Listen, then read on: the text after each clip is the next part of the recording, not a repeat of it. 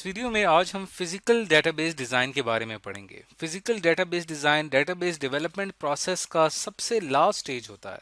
इससे पहले हमने पढ़ा था कि लॉजिकल डेटाबेस डिज़ाइन क्या होता है। लॉजिकल डेटाबेस डिज़ाइन करने के बाद फिर हम क्या करते हैं कि अपने डेटाबेस की इम्प्लीमेंटेशन पे काम करते हैं ताकि हमारा डेटाबेस डिज़ाइन प्रोसेस जो है वो कंप्लीट हो सके। तो फिजिकल डेटाबेस डिज़ाइन बनाने के लिए हमारे पास 3 इनपुट्स का होना बहुत ही ज़रूरी है। ये 3 इनपुट्स कौन से हैं? 3 इनपुट्स ये हैं कि हमारे पास जो है वो एक लॉजिकल डेटाबेस स्ट्रक्चर का होना बहुत ज़रूरी है। उसके साथ साथ यूज़र प्रोसेसिंग रिक्वायरमेंट्स ये होना बहुत ही ज़रूरी है। और तीसरी चीज़, हमें जो DBMS हम इस्तेमाल करने जा रहे हैं उसकी क्या प्रॉपर्टीज़ हैं, उसकी क्या करेक्टरिस्टिक्स हैं, ये हमें पता होनी चाहिए।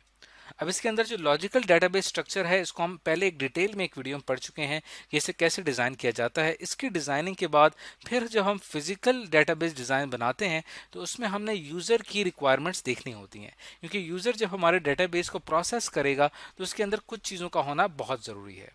सबसे पहले ये चीज़ कि हमें जो डेटाबेस हम बनाने जा रहे हैं इसका साइज़ जो है वो क्या है, साइज़ के बारे में हमें पता होना चाहिए। इसी तरह जो डेटाबेस हम बनाने जा रहे हैं इसका रिस्पांस टाइम क्या है, यानी कि हम क्या करते हैं कि जब भी यूज़र डेटाबेस का इस्तेमाल करता है तो वो यूज़र जो है डेटाबेस से कोई क्वेरीज करता है, कुछ क्वेश्चंस करता है, जिसका रिजल्ट उसके सामने आता है, तो ये रिस्पांस टाइम कहलाता है। ये रिस्पांस टाइम अगर बहुत ज़्यादा है तो इसका मतलब ये हुआ कि वो यूज़र की प्रोसेसिंग रिक्वायरमेंट को फुलफिल नहीं कर रहा।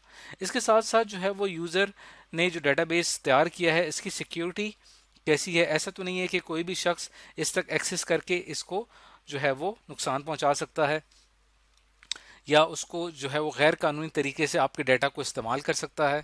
तो इसके साथ साथ आपने अपने डेटाबेस की जो है एक बैकअप और रिकवरी का भी एक आपको मैकेनिज्म डिफाइन करना पड़ता है यहाँ पे यूज़र प्रोसेसिंग रिक्वायरमेंट्स में। तो यूज़र प्रोसेसिंग रिक्वायरमेंट्स का फिलअप होना, लॉजिकल डेटाबेस डिज़ाइन ये आपके पास होना चाहिए, और आपके पास एक अच्छा DBMS होना चाहिए जिसमें आप अपने फिजिकल डेटाबेस डिज़ाइन को इम्प्लीमेंट करेंगे। फिजिकल डेटाबेस डिज़ाइन के अंदर हमारे पास दो मेजर कंपोनेंट्स आते हैं। सबसे पहली चीज़ जो फिजिकल डेटाबेस डिज़ाइन में हम देखते हैं वो कहलाता है data volume and usage analysis, यानी कि जो भी हम डेटाबेस बनाने जा रहे हैं उसका वॉल्यूम कितना होगा, उसका साइज़ कितना होगा, कितनी वो जगह घेरेगी, इन तमाम चीज़ों का एनालिसिस किया जाता है। और उसके साथ जो दूसरी चीज़ होती है वो कहलाती है डेटा डिस्ट्रीब्यूशन स्ट्रेटजी, यानी जब हमारा डेटाबेस तैयार हो जाएगा फिर हमने उसे ओवर द नेटवर्क किस तरह से डिस्ट्रीब्यूट करना है। तो ये दोनों चीज़ें जो हैं वो फिजिकल डेटाबेस डिज़ाइन के इंपॉर्टेंट कंपोनेंट्स हैं। तो सबसे पहले जब हम ये देखते हैं कि जो हम फिजिकल डेटाबेस इम्प्लीमेंट करने जा रहे हैं वो कितना साइज़ होगा उसका, तो सबसे पहले हम अपने डेटाबेस का साइज़ एस्टिमेट करते हैं। उसके बाद हम जैसे ही हमें डेटाबेस के साइज़ का अंदाज़ा हो जाता है फिर हम उस हिसाब से फिजिकल स्टोरेज डिवाइस जो है उससे सेलेक्ट किया जाता है कि फिजिकल स्टोरेज डिवाइस जो हम ख़रीद रहे हैं मार्केट से उसका साइज़ कितना होगा, और इससे हमें पता चल जाता है कि जो स्टोरेज होगी उसकी कॉस्ट भी क्या होगी। और ये कहलाता है आपका data volume and usage analysis.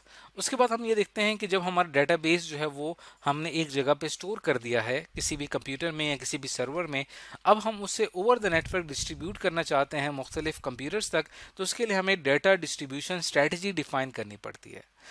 उसके लिए हम क्या करते हैं कि हम जो डिस्ट्रीब्यूटेड कंप्यूटिंग नेटवर्क्स तैयार करते हैं, यानी हमारा जो डेटाबेस है वो ओवर द नेटवर्क डिस्ट्रीब्यूट हो जाता है मुख्तलिफ कंप्यूटर्स तक। हमारे नेटवर्क में एक ऐसी नोड होती है, एक ऐसा कंप्यूटर, एक ऐसा सर्वर होता है जो कि हमारे डेटाबेस को होल्ड करके रखता है या स्टोर करके रखता है। यहाँ पे हमारा जो डेटाबेस है वो फिजिकली लोकेट करता है हमारे इस नोड में। तो डाटा को डिस्ट्रीब्यूट करने की या डाटा डिस्ट्रीब्यूशन स्ट्रेटजी में जो सबसे पहली स्ट्रेटजी आती है वो कहलाती है centralised data distribution strategy. Centralised database distribution strategy क्या है? इसके अंदर हमारा डाटा जो है वो लोकेट करता है एक सिंगल लोकेशन पे, एक सिंगल साइट पे, और यानी कि हम क्या करते हैं कि एक सेंट्रल हमारा एक सर्वर कंप्यूटर होता है, इस सर्वर कंप्यूटर के साथ इसमें हम अपनी डेटाबेस जो है वो स्टोर कर देते हैं, और इसके साथ मल्टीपल कंप्यूटर जो हैं वो कनेक्टेड होते हैं, और ओवर द नेटवर्क वो तमाम कंप्यूटर जो हैं वो इस सर्वर में मौजूद डेटाबेस को एक्सेस करते हैं, और ये तमाम कंप्यूटर जो हैं ये हमारे क्लाइंट्स कंप्यूटर्स कहलाते हैं। अब इसका जो इसका जो नुकसान ये है कि इसके अंदर जो हमारी डाटा कम्युनिकेशन कॉस्ट है वो काफ़ी ज़्यादा हाई हो जाएगी, क्योंकि तमाम कंप्यूटर्स को हमें कनेक्ट करना पड़ेगा सर्वर से। और उसके साथ साथ अगर हमारा जो सेंट्रल सिस्टम है अगर वो फेल हो जाता है तो मुकम्मल डेटाबेस सिस्टम जो है वो भी हमारा फेल हो जाएगा। तो ये इसके कुछ डिसएडवांटेजेस हैं। इसके साथ साथ डाटा डिस्ट्रीब्यूशन स्ट्रेटजी की जो दूसरी टाइप है ये कहलाती है पार्टीशन्ड डाटा डिस्ट्रीब्यूशन स्ट्रेटजी। इसमें हम क्या करते हैं कि अपने डेटाबेस को डिवाइड कर देते हैं डिफरेंट पार्टीशंस में, डिफरेंट हिस्सों में डिवाइड कर देते हैं, और हर पार्टीशन को हम एक अलहदा स्टोरेज डिवाइस में स्टोर करते हैं। इससे ये होता है कि हमारा डाटा जो है वो ज़्यादा एक्सेसिबल हो जाता है, और जो लोकल जो हमारे कंप्यूटर्स होंगे वो मल्टीपल सर्वर्स में चूंकि हमारे पार्टीशंस मौजूद हैं तो वो वहाँ पर एक्सेस करके अपनी जो भी उसकी उनकी ज़रूरत होगी उसे वो पूरी कर सकेंगे। तो दो डाटा डिस्ट्रीब्यूशन स्ट्रेटजी हमने पढ़ ली, एक सेंट्रलाइज्ड और एक पार्टीशन। अब बात करते हैं जो हमारी थर्ड डाटा डिस्ट्रीब्यूशन स्ट्रेटजी है वो है रेप्लिकेटेड। फोर्थ जो है वो हाइब्रिड है, इसे हम आखिर में पढ़ेंगे। रेप्लिकेटेड में ये होता है कि हम अपने डेटाबेस की एक फुल कॉपी तैयार करते हैं और उस फुल कॉपी को हम क्या करते हैं एक से ज़्यादा लोकेशंस पे डिफरेंट सर्वर्स में स्टोर कर देते हैं। इससे ये होता है कि हमारा जो लोकल एक्सेस है वो मैक्सिमाइज हो जाता है, यानी कि हमारी जो डेटाबेस की कॉपीज़ हैं वो मुख्तलिफ सर्वर्स में, लेट सपोज ये सर्वर 1 है और ये सर्वर 2 है और ये सर्वर 3 है, तो हमने अपने डिफरेंट कॉपीज तैयार कर ली अपने डेटाबेस की और उसको हमने मल्टीपल सर्वर्स में स्टोर कर दिया। इससे ये हुआ कि जो लोकल एक्सेस होगा वो ज़्यादा आसान हो जाएगा, यानी कि लोकल कंप्यूटर जो होंगे वो अपने नियरेस्ट सर्वर से जाके अपनी रिक्वेस्ट को पूरा कर सकेंगे। लेकिन इसमें इशू ये आता है कि इसके अंदर अपडेट प्रॉब्लम्स होते हैं, यानी अगर हम कहीं पे अपने डेटाबेस की एक कॉपी को अपडेट करते हैं तो बाकी कॉपीज़ के अंदर जो है वो अपडेशन का जो प्रोसेस है उसके अंदर कॉम्प्लिकेशंस आ जाती हैं, वो काफ़ी ज़्यादा मुश्किल हो जाता है। तो ये इसका एक डिसएडवांटेज है। फोर्थ टाइप जो है डाटा डिस्ट्रीब्यूशन स्ट्रेटजी की वो कहलाती है हाइब्रिड डाटा डिस्ट्रीब्यूशन स्ट्रेटजी। इसमें हम क्या करते हैं कि अपने डेटाबेस में मौजूद जो हम टेबल्स क्रिएट करते हैं उन टेबल्स को हम मुख्तलिफ फ्रेगमेंट्स में तोड़ देते, मुख्तलिफ फ्रेगमेंट्स में डिवाइड कर देते हैं। जैसे कि लेट सपोज जब भी हम कोई टेबल बनाते हैं तो आप अच्छी तरह से जानते हैं कि टेबल के अंदर डिफरेंट कॉलम्स होते हैं इस तरह से, और डिफरेंट इसके अंदर रोज होती हैं।